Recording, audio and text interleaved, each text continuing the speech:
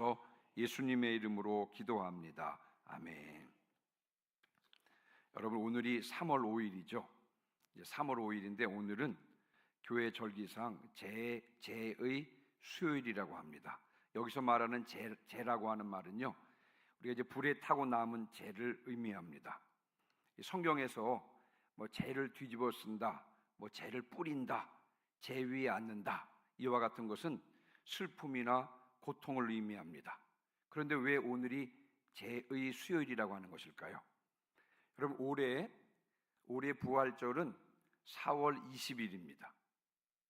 예수님께서 이 죽음의 권세를 이기시고 부활하셔서 영광 받으신 것을 기념하는 그 날이 4월 20일 부활절인데, 그런데 여러분 잘 아시는 것처럼 이 주님의 부활이라고 하는 것이요, 저절로 얻어진 것이 아닙니다.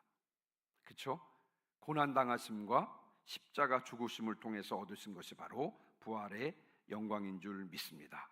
십자가의 고난이 없이는 또한 부활의 영광도 없는 줄 믿습니다. 그런데 이 주님의 고난은 자신의 죄 때문에 당한 것이 아니죠. 이사야 선지자가 이사야 53장에서 분명히 밝히고 있는 것처럼 주님의 십자가 고난은 바로 우리의 죄 때문인 것입니다.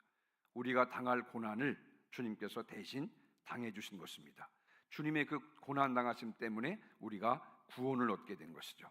그래서 이것을 기억하면서 부활절 전에 우리를 위해서 고난 당하신 그 주님의 고난 당하심을 깊이 묵상하는 시간을 갖는데, 이것이 보통 뭐라 그러냐면 보통 우리가 사순절이라 그럽니다. 사순절의 사순이라고 하는 말은 40일을 의미하거든요. 40일. 그러니까 사순 즉 40일 동안 금식하면서 혹은 절제하면서 혹은 경건 생활에 힘쓰면서 주님의 고난 당하심을 묵상하는 것이 바로 사순절입니다. 그런데 여러분, 왜 40일일까요? 왜 40일이냐면 주님께서 공생이 시작하시기 전에 40일 동안 금식하셨잖아요. 성령에 이끌려서 광야에 가셔서 40일 동안 금식하신 것을 기억하면서 우리도 40일 동안 주님의 고난 당하심을 묵상하는 것입니다. 물론 그 기간 중에 주일은 제한 40일을 사순절이라고 합니다. 바로 오늘이 이 사순절이 시작되는 제의 수요일인 것입니다. 그래서 여러분, 이 기간 동안, 사순절 기간 동안에 기도하면서 자신이 정한 방법대로 주님의 고난에 적극 동참하는 이 사순절 기간이 되시기를 주님의 이름으로 축원합니다. 자, 이제 오늘 본문으로 한번 들어가 보겠습니다. 오늘 마태복음 11장 28절부터 30절까지 말씀 읽었는데요, 이 본문은 매우 잘 알려진 본문입니다. 또 많은 성도들이 좋아하는 본문이기도 하고요, 뿐만 아니라 믿지 않는 자들의 구원을 위해서도 적극 사용되고 있는 본문입니다. 예전에 교회 바깥에 지나가는 사람들이 볼 수 있도록 예배를 안내하고 혹은 말씀을 이렇게 붙여놓은 그런 게시판 같은 것도 있었는데, 거기에서 많이 볼 수 있었던 말씀이 바로 오늘 이 마태복음 11장 28절로 30절까지의 말씀입니다. 오늘 저녁에 저는 이 본문의 문맥상의 의미를 살펴보면서 은혜를 나누고자 합니다. 우리가 말씀을 나눌 때 성경의 저자 되신 성령께서 친히 여기 계신 분들 마음 한 분 한 분의 마음을 만져주셔서 진심으로 주님의 위를 얻는 시간 되시기를 주님의 이름으로 축원합니다. 뿐만 아니라 주님 안에서 참된 안식을 회복하는 시간 되시기를 주님의 이름으로 축원합니다. 자, 우리 11장 28절로 30절까지 말씀 다시 한번 읽어보겠습니다. 같이 한번 읽어보겠습니다. 수고하고 시작.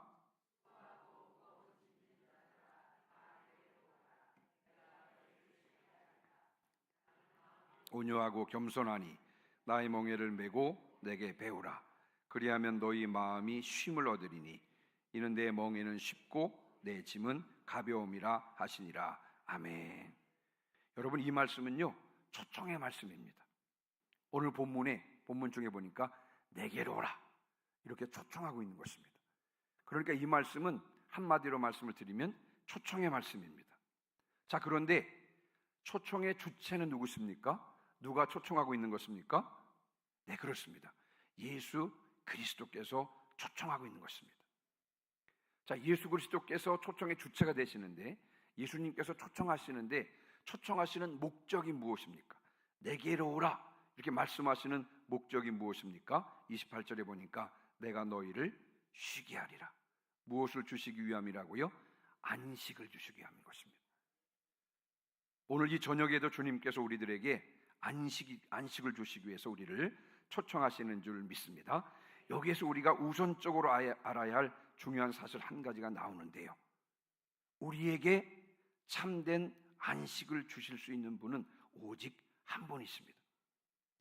우리에게 참된 안식을 주실 수 있는 분은 오직 한 분이신데, 그분이 누구시라고요? 오늘 본문에서 내게 오라 라고 초청해 주시는 바로 예수 그리스도인 것입니다. 예수 그리스도만이 우리에게 참된 안식을 주시는 줄 믿습니다. 요즘에 우리 교회에서 성경 암송하잖아요, 그렇죠? 제 책상 위에도 암송 카드가 있는데, 여러분 우리가 성경을 암송할 때 실은 주소가 중요하다 그러잖아요. 그 말씀이 어디에 있는지를 바로 알아야 합니다. 그래서 우리가 성경 암송할 때 성경 암송하기 전에 먼저 무엇부터 말을 하냐면요, 주소부터 말을 합니다. 자, 예를 들면 로마서 3장 23절 말씀, 그렇죠? 로마서 3장 23절 말씀 다 같이 한번 암송해 보시겠습니다. 시작. 모든 사람이 죄를 범하였음에 하나님의 영광에 이르지 못하더니. 그리고 로마서 3장 23절 아멘 아멘. 주소를 말하고 그리고 암송을 하고 다시 주소를 말하고는 아멘 아멘으로 마무리를 합니다. 여러분 우편물도 주소를 바르게 적어야 정확하게 배달이 될 수가 있는 것입니다. 여러분 이 땅에 사는 많은 사람들이요, 안식을 찾아서 헤매입니다. 참된 안식을 찾기 위해서 여기저기 기웃기웃 하는데, 여러분 그러나 그럼에도 불구하고 소용이 없습니다. 안식에 대한 주소를 바르게 알아야 그곳에서 참된 안식을 얻을 수가 있는 것입니다. 어디에서 참된 안식을 얻을 수 있습니까? 누구에게서 참된 안식을 얻을 수가 있습니까? 우리에게 참된 안식을 주실 수 있는 유일한 분은 예수 그리스도 한 분뿐인 줄 믿습니다. 그래서 여러분 구약 시대에도 하나님께서 명령하시기를요, 십계명에 분명히 명령하시기를 안식일을 거룩히 지키라 이렇게 명령하신 것입니다. 이 명령의 의미는 무엇이냐면, 안식일을 거룩히 지키라 이렇게 명령하신 이유는 무엇입니까? 안식일을 지키면서 안식일의 참된 주인이 되시고 우리에게 참된 안식을 주시는 예수 그리스도를 바라보도록 하기 위해서, 예수 그리스도를 기대하도록 하기 위해서 하나님께서 안식일을 거룩하게 지키라 라고 명령하신 줄 믿습니다. 이 사실, 우리에게 참된 안식을 주실 수 있는 유일한 분은 예수 그리스도라고 하는 이 사실에 확고하시기를 주님의 이름으로 축원합니다. 자, 그러면 이제 본격적으로 본문에 대한 질문을 한번 해볼 텐데요. 여러분 28절을 다시 한번 봐보시기 바랍니다. 수고하고 무거운 짐진 자들아 다 내게로 오라. 내가 너희를 쉬게 하리라. 자, 여기에서 수고하고 무거운 짐진 자, 여러분 누구를 가리키는 것일까요? 자, 이 본문에서 28절에서 수고하고 무거운 짐, 이것은 무엇을 말하는 것일까요? 여러분 오늘 이 질문 있죠? 제가 드린 질문, 수고하고 무거운 짐진 자는 누구인가? 또 28절에서 말하고 있는 수고하고 무거운 짐은 무엇인가? 이 질문은 오늘 본문 이해를 위해서 가장 핵심되는 질문입니다. 이 질문에 답변할 수 있어야 나머지 부분도 이해할 수 있는 것입니다. 자, 그렇다면 오늘 등장하는 28절에 수고하고 무거운 짐은 무엇이며, 또 그러면 이 수고하고 무거운 짐을 진 자는 누구냐? 이 질문에 답변하기 위해서는 우리가 13절로 가보아야 됩니다. 우리가 본문을 읽을 때 읽진 않았습니다만 여러분 13절 한번 가보시겠습니다. 13절. 자, 13절도 같이 읽습니다. 시작.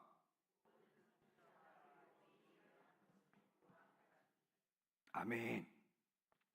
성경을 읽을 때 흥미 있는 것은요, 성경이 짧지만 그 안에 내포된 의미가 많습니다. 여러분 본문을 다시 한번 보시면요, 모든 선지자와 율법이 예언한 것은 요한까지니, 짧은 본문인데요, 이것이 많은 것을 보여줍니다. 자, 여기서 말하는 모든 선지자와 율법, 이것은 무엇을 가리키는 것일까요?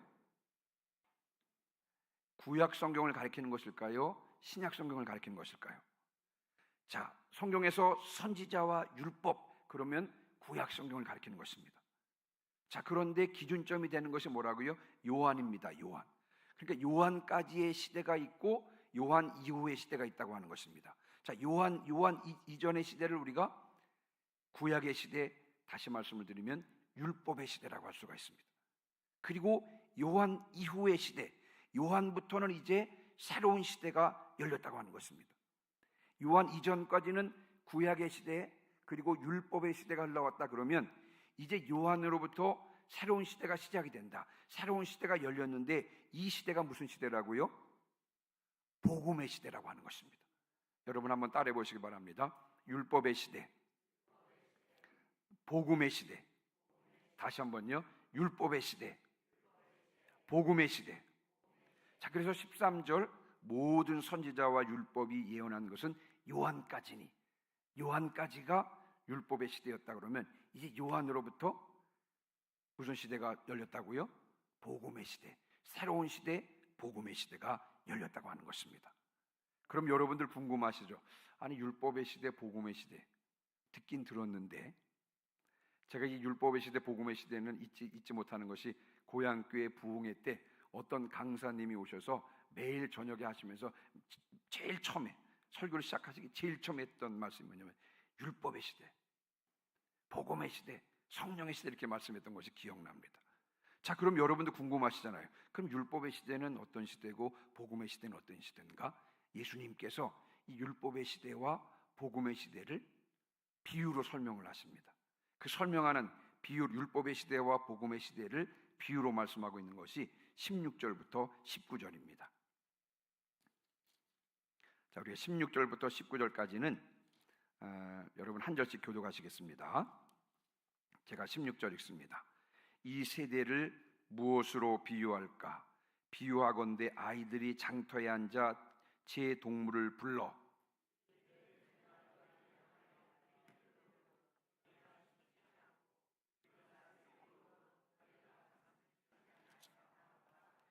요한이 와서 먹지도 않고 마시지도 아니하며 그들이 말하기를 귀신 들렸다 하더니,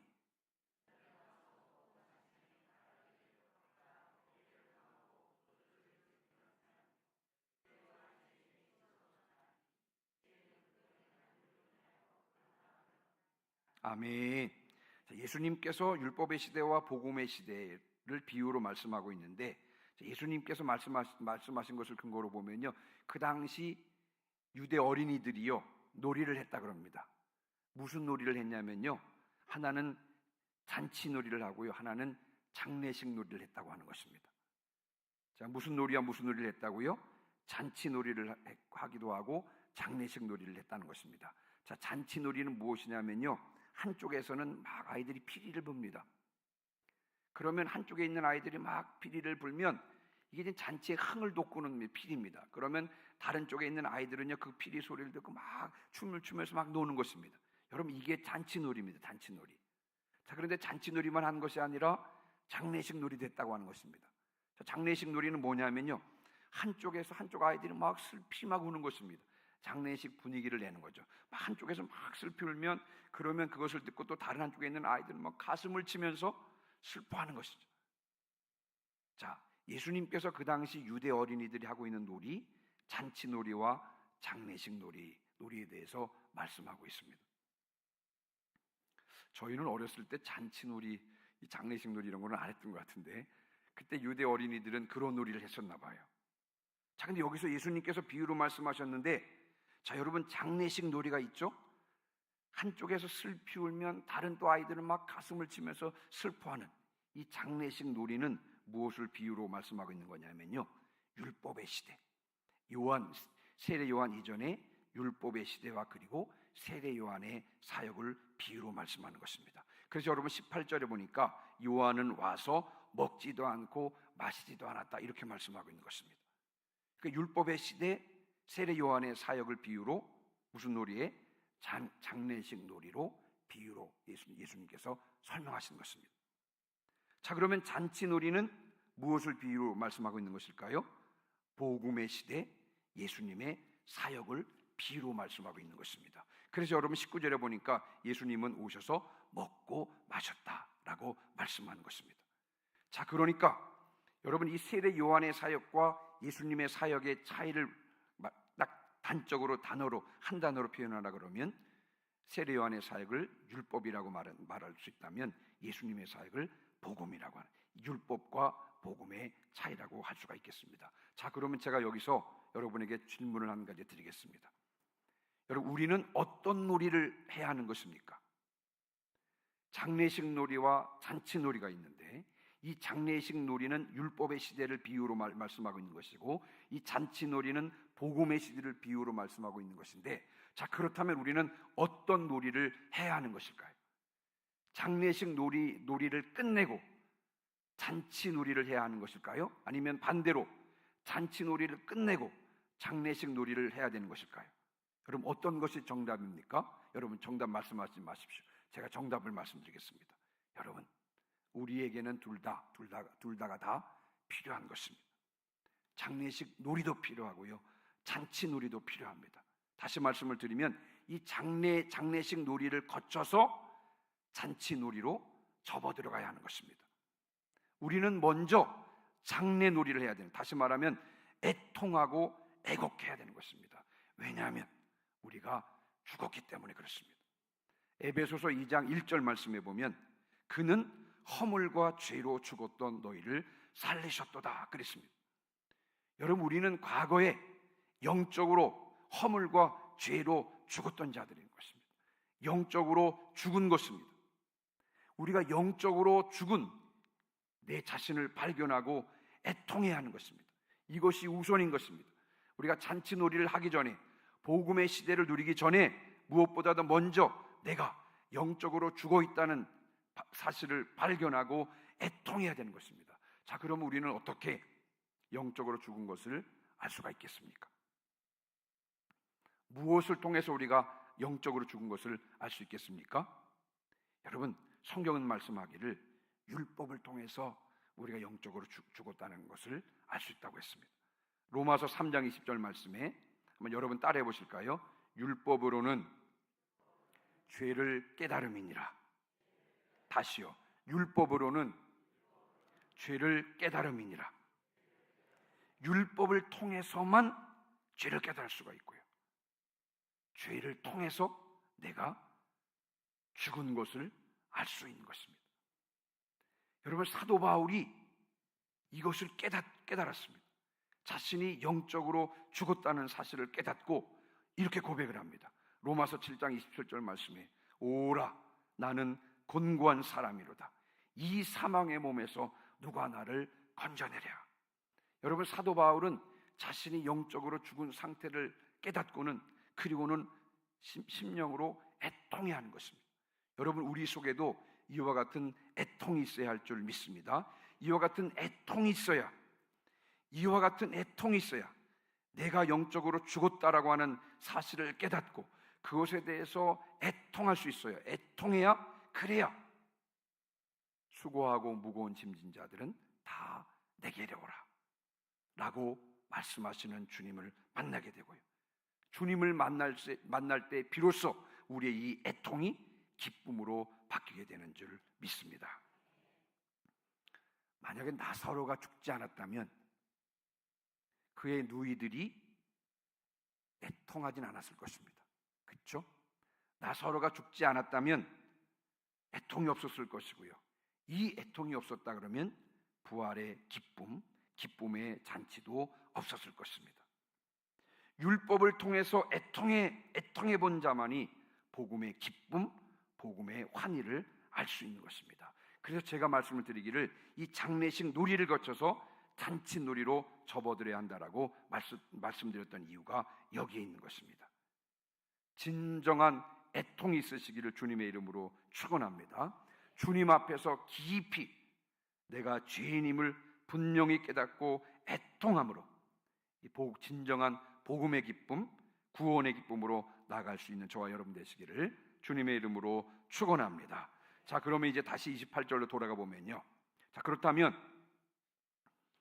자, 제가 좀 설명을 드렸었는데, 자, 28절에서 여러분 수고하고 무거운 짐진 자는 누구를 가리키는 것일까요? 자, 율법의 시대에 있는 사람들을 가리키는 것일까요? 아니면 복음의 시대에 있는 사람들을 가리키는 것일까요? 복음이 오기 전에 율법 아래에 있는 자들을 말하는 것입니다. 이들을 가리켜서 이 수고하고 무거운 짐진 자들, 복음이 오기 전에 율법에 있는 자들을 율법 아래에 있는 자들을 가리켜서 성경은 뭐라고 말씀하고 있냐면요, 로마서 8장 2절에는요 죄와 사망의 법 아래에 있는 자들이다.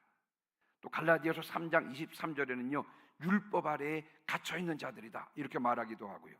또 갈라디아서 5장 1절에는 종의 멍에를 맨 자들이다, 율법의 멍에를 맨 자들이다 라고 그렇게 말씀하고 있는 것입니다. 자, 수고하고 무거운 짐진 자가 누구라고요? 바로 율법의 멍에를 맨 자들, 종의 멍에를 맨 자들인 것입니다. 복음이 오기 전에 율법의 아래에 있는 자들인데요. 자, 이들은 어떤 자들일까요? 조금 더 한번 풀어서 말씀을 좀 드려보면, 여러분 죄의 핵심은 두 가지인데요. 하나는 자기 중심성이고요, 또 하나는 자기의 주장성입니다. 죄의 핵심은 자기 중심성이고 자기 주장성인데요. 자, 그래서 우리가 야고보서 1장 15절 말씀도 암송했죠. 욕심 잉태한 즉 죄를 낳고 죄가 장성한 즉 사망을 낳느니라. 자, 죄의 종의 멍에 아래 있는 사람들은 말씀드린 대로 자기 중심적이고 자기를 주장하는 자들입니다. 자, 그러니까 어떻게 돼요? 이 야고보서 1장 15절의 말씀대로요, 욕심이 잉태해서 죄가 낳고 죄가 장성한 즉 사망을 낳느니라. 결국은요 죽을 수밖에 없는 자들인 것입니다.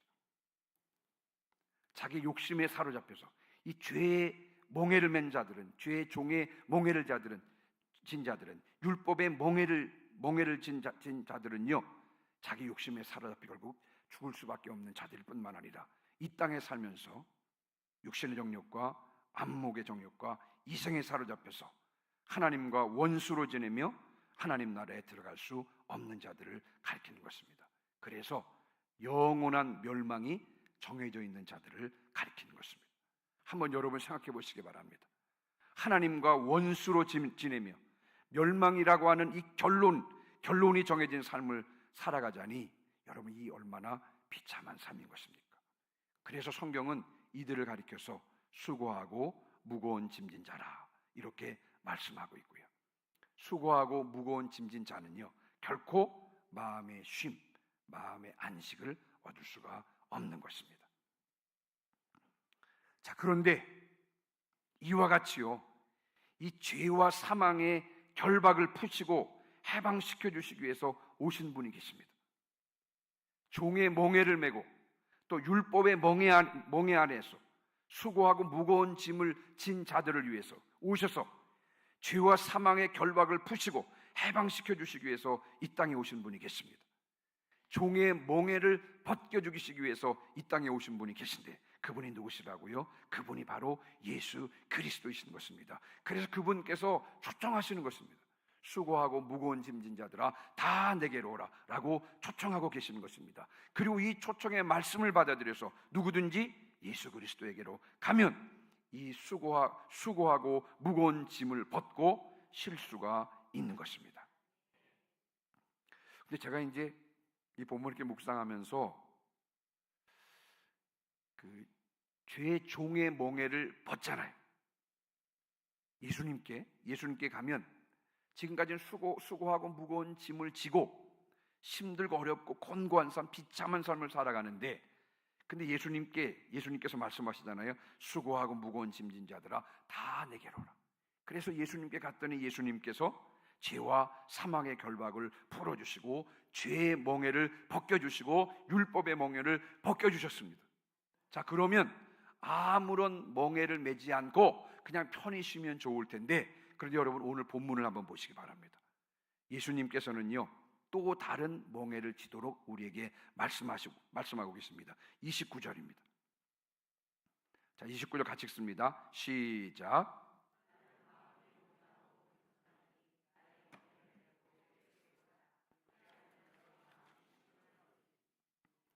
아멘. 마음에 참된 안식을 얻기 위해서, 우리가 처음부터 주제가 그것이었죠. 하나님 주님께서 우리를 초청하신 목적, 오늘 본문에서 초청하신 목적은 안식을 주시기 위함인데, 이 마음에 참된 안식을 얻기 위해서는 율법의 멍에, 종의 멍에는 벗어버리지만 그러나 다른 멍에를 메어야 한다라고 주님께서 말씀하고 계십니다. 어떤 멍에를 메어야 된다고요? 누구의 멍에요? 예수님의 멍에를 메야 한다는 것입니다. 율법의 멍에와 종의 멍에는 벗겨지는 것인데, 그런데 또 다른 멍에를 메어야 마음에 참된 안식, 마음에 참된 쉼을 얻는다고 하는 것입니다. 예수님께서 요구하시는 멍에는 무슨 멍에입니까? 한번 따라해 보세요. 예수님의 멍에. 다시요. 예수님의 멍에.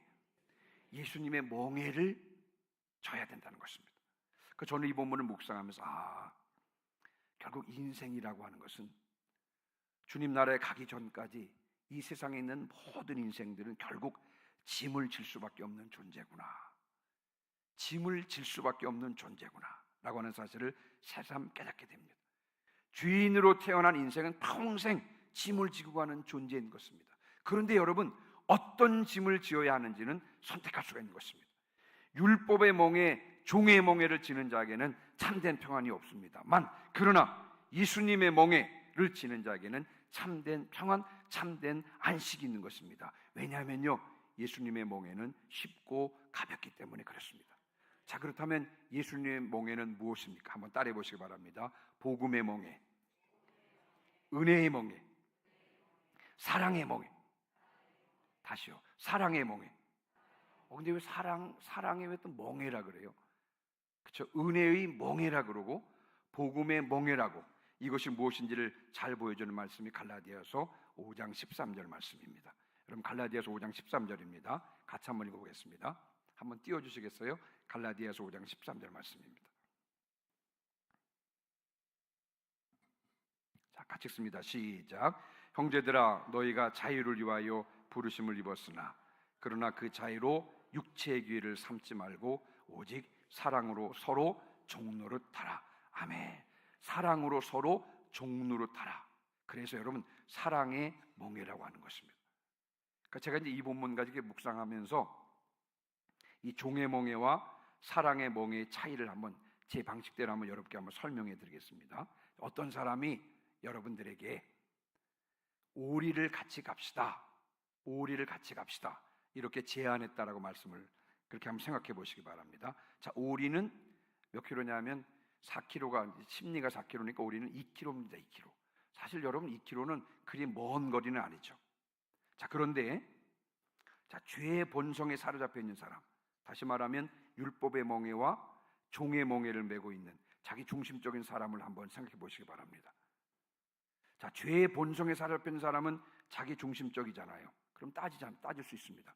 2kg인데 2kg만 가는 게 아니라 다시 돌아오니까 몇 킬로를 왔다 갔다 해야 돼요? 왕복 4kg를 왔다 갔다 해야 되는 것입니다. 근데 출발을 하는 건 좋긴 한데 자기가 좀 생각해 보니까 자기가 지금 할 일이 너무 많습니다. 일이 지금 너무 많이 밀려 있어요. 가고 싶지 않습니다. 비록 먼 거리는 아니라 할지라도요, 이것저것 생각해 보면 도저히 거기까지 갔다 올 여력이 없습니다. 가고 싶지 않습니다. 설령 이와 같은 생각을 하는 사람이 따라 나선다고 해도 그 길은 보나마나 억지로 마지못해서 어쩔 수 없이 가는 무거운 발걸음이 될 것이 뻔한 것입니다. 가까운 거리라 할지라도, 먼 거리라 할지라도, 제가 그냥 극단적인 예를 들었습니다만, 종의 멍에 자기 중심적인 사람들은요, 거기 가기가 쉽지 않습니다. 그러지 않아도 시간도 부족하고 내 할 일이 많이 밀려있고 일을 좀 해야 되는데 거기까지 어떻게 갔다 오겠습니까? 말씀드린 대로 설령 2km를 가준다 할지라도요, 무거운 발걸음으로 마지못해서 어쩔 수 없이 억지로 거기에 가게 되는 것입니다. 자, 그러나 사랑의 멍에를 맨 사람을 한번 생각해 보시기 바랍니다. 여러분, 사랑하는 사람과 2km를 걷는다고 한번 생각해 보시기 바랍니다. 여러분, 2km가 짧을까요? 길까요? 너무 짧습니다. 너무 아쉬운 거리입니다. 자기가 사랑하는 사람과 걷기에 2km 너무 아쉬운 거리입니다. 사랑하는 사람과 함께라면요 4km 아니 뭐 10km 아니 평생을 살아도 그 발걸음이 가벼운 걸음이 되지 않겠습니까? 그렇죠? 그래서 여러분 주님께서는요 이는 내 멍에는 쉽고 내 짐은 가벼움이라고 말씀하신 것입니다. 제가 이제 그러면서 생각을 마무리하면서 주님께서 말씀하시는 것은요 아무것도 하지 않고 그냥 편히 쉬는 게 이게 안식이 아니라 무엇을 하되 사랑의 몽에를 메고 할 때 진정으로 참된 평안이 나에게 임하는 것이구나. 아무것도 하지 않고요 누구와도 관계하지 않고 그냥 아무것도 하지 않는 상태에서 가만히 있으면 여러분 주의 본성된 우리는 자꾸 생각이 자꾸 부정적으로 기울어질 수밖에 없을 것입니다. 그러나 주님께서 말씀하신 대로 사랑의 멍에를 메고 기쁘고 감사한 마음으로 사랑의 마음으로 누군가를 위해서 희생하고 헌신한다 그러면 그 일할 때 비로소 마음 가운데 참된 평안과 참된 안식이 있는 것이구나 그런 생각을 하게 되었습니다. 자, 여러분 마음의 쉼을 얻고 싶으십니까? 사랑의 멍에를 메시기를 주님의 이름으로 축원합니다. 사랑으로 서로 종로로 타시기를 주님의 이름으로 축원합니다. 그때 우리의 마음은 참된 평안을 누리게 될 줄 믿습니다. 성령의 도우심으로 주님 안에서 율법의 멍에 종의 멍에는 벗어버리고 주님의 멍에 사랑의 멍에를 매므로 마음의 참된 평안을 누리시기를 주님의 이름으로 축원합니다. 여러분 어떻게 이것이 가능하겠습니까? 우리 속에 예수 그리스도의 십자가 사랑이 부어지지 않고는 결코 이 일은 불가능할 줄 믿습니다. 주님의 십자가 사랑이 우리 마음에 부음받을 때에만 이것이 가능할 줄 믿습니다. 우리가 이 시간에 찬송하고 기도할 때 여러분 이 시간 주님의 십자가 사랑을 저에게 부어주시옵소서. 그래서 종의 멍에 율법의 멍에가 아니라 주님의 멍에를 매게 하여 주시옵소서.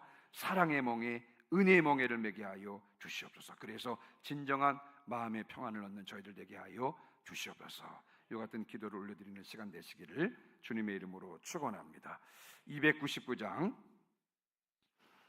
299장 찬송하시고 오늘 들은 말씀을 잡고 동성으로 기도하는 시간 갖도록 하겠습니다.